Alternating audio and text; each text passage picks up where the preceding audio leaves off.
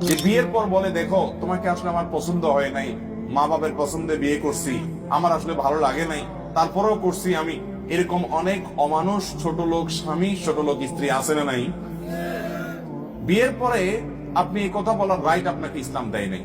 এটা আপনি বলা মানে একটা লোককে অপমান করা, অসম্মান করা, তুচ্ছ-তাচ্ছিল্য করা।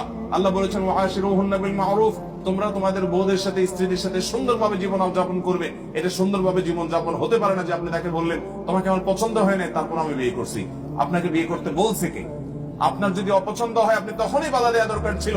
আপনি তখন বিয়ে করে এখন বলতেছেন আমার তোমাকে পছন্দ হয় নাই। এটা অবশ্যই একটি ন্যাক্কারজনক কাজ, গুনাহের কাজ, পাপের কাজ। এগুলোর কারণে আমাদের আমল বরবাদ হয়।